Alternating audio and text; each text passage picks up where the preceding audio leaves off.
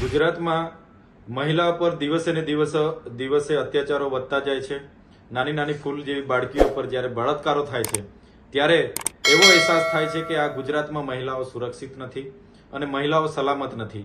સરકારના જે દાવાઓ છે મહિલાઓ સુરક્ષિત અને સલામતીના એ પોકળ સાબિત થઈ રહેલા છે।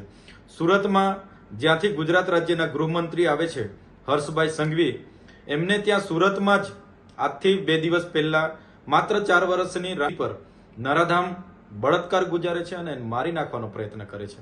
આજે એ દીકરી હોસ્પિટલમાં જીવન અને મૃત્યુની વચ્ચે ઝોલા ખાઈ રહેલી છે।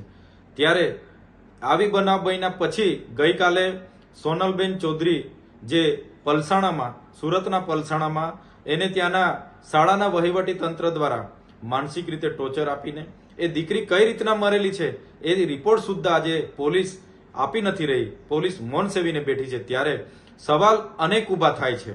જ્યારે આ રાજ્યમાં હિન્દુ મુસ્લિમના નામે અનેક સંગઠનો રાજનીતિ કરે છે, ગાયના નામે રાજનીતિ કરે છે, જ્યારે આવી મા બેટીઓ પર અત્યાચાર થાય છે માત્ર આદિવાસી હોવાના નાતે આજે એ સંગઠનના 5 માણસો બહાર આવવા માંગતા નથી।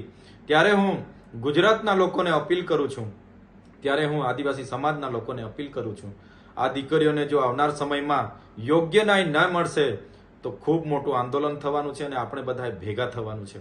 આવનાર દિવસોમાં આ દીકરીઓને ન્યાય અપાવવાનું કામ આપણે કરવાનું છે। સરકાર અને ન્યાય પ્રણાલિકાને પણ અમે કહેવા માંગીએ છીએ એવો દાખલો બેસાડો, કડકમાં કડક સજા થાય અને ફાસ્ટ કોર્ટમાં કેસ ચાલે અને એની ફાંસીની સજા થાય, જેથી કરીને આવનાર દિવસોમાં કોઈ બીજો નરાધમ આવી હિંમત ના કરે એ પ્રકારનો દાખલો બેસાડો એવી અમારી માંગણી છે। અગર સત્વરે ન્યાય ન મળશે તો આવનાર દિવસોમાં ખૂબ મોટી સંખ્યામાં સુરતમાં અમે આવવાના છે અને એ દીકરીઓને ન્યાય આપવાનું કામ અમે કરવાના છે। જો આપે બોલેલા યુટ્યુબ ચેનલ સબસ્ક્રાઇબ ન કરી હોય તો સબસ્ક્રાઇબ કરી બેલ આઇકન જરૂર દબાવશો।